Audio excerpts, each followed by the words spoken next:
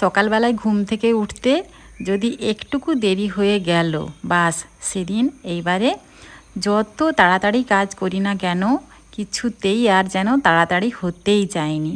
তো সেদিন যেন মনে হয় ঘড়ির কাঁটাটা তাড়াতাড়ি ছুটছে, আর আমি কিছুতেই কাজ সেরে উঠতে পারছি না।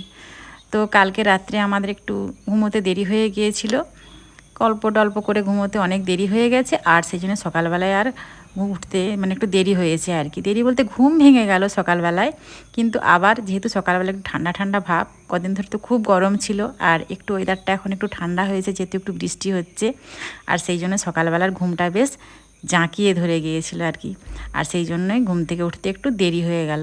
বাস দেরি হতেই এবার সকালবেলায় উঠেই তাড়াহুড়ো। তো আগে কিন্তু আমাকে চা খেতেই হবে, তা না হলে আমার কাজে আর এনার্জি লাগেনি। তো এটা এখন একটু মানে কি বলবো তোমাদের, নেশায় পরিণত হয়ে গেছে আর কি। তো সেই জন্যই চা খাওয়া দাওয়ার পরেই এবারে দুপুরে রান্না শুরু করে দিয়েছি।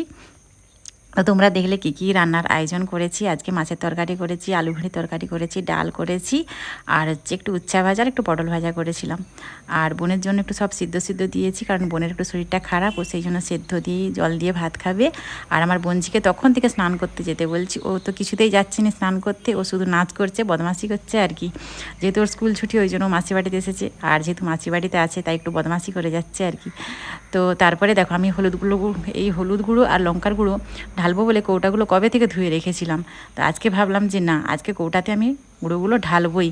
তো সেই জন্য কৌটাতে ঢাললাম, আর তারপরে স্নান সেরে খাওয়া দাওয়া করে নিয়েই তারপরে দেখো এবারে বসে পড়েছি দেখেছ আম নিয়ে। তো এই আমগুলো আমার বাবার বাড়ি থেকে কালকে নিয়ে আসছে।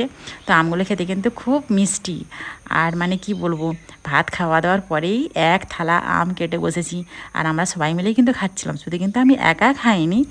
তোমরা কে কে পছন্দ করো এইভাবে থালায় করে আম কেটে আম খেতে, কমেন্টে জানিও। আর আমার ভিডিওটা কেমন লাগলো অবশ্যই